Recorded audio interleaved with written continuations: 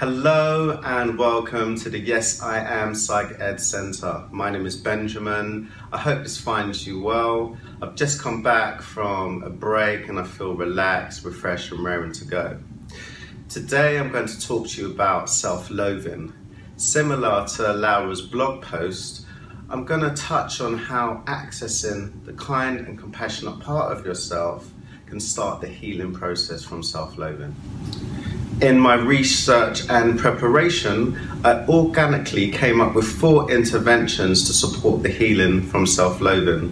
These are number 1, acknowledgement, number 2, feeling the wound, number 3, engaging in self-love, and number 4, acts of kindness towards yourself and others. Number 1, acknowledgement.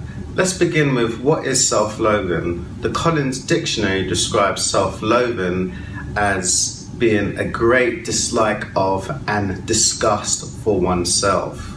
In my description, I describe self-loathing as you being judgmental, critical, negative, and overall abusive to yourself.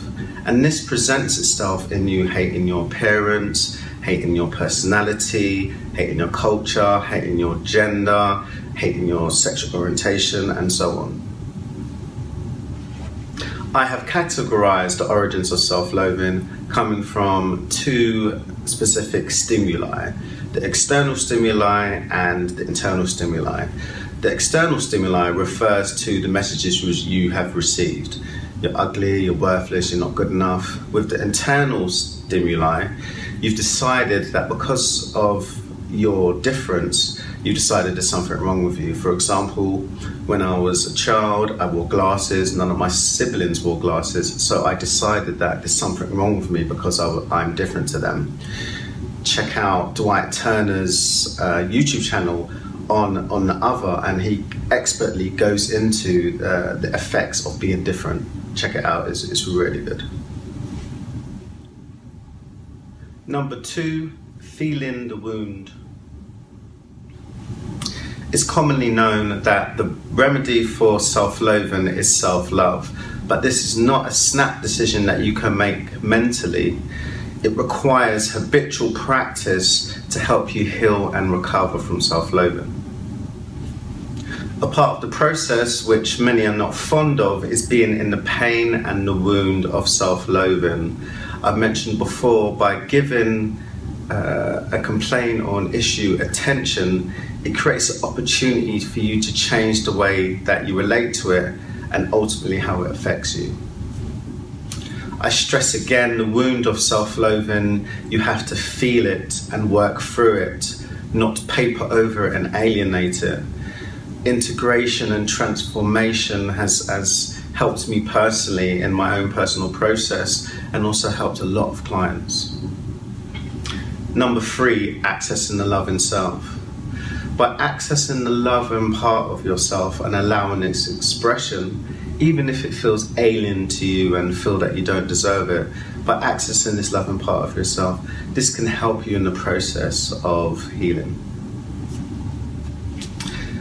A common distortion for desiring the love in self is seeking validation from others. And what often happens, because you don't believe you deserve love or you're unlovable, you sabotage relationships, or you set up a situation where you want constant validation, but you never feel fulfilled and never feel loved.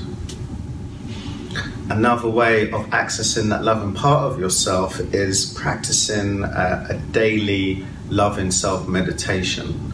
And in this meditation, you imagine that you're surrounded by love and light, and you imagine being held by someone who accepts and loves every part of you, loves your personality, loves your culture, loves your appearance, loves everything about you, loves your story, loves where you've been and where you've come to and where you're at, and just accepts you. Number 4, acts of kindness to oneself and others.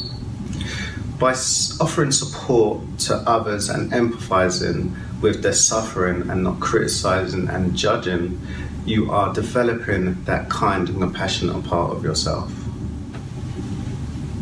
So to summarize, number one, acknowledge the issue.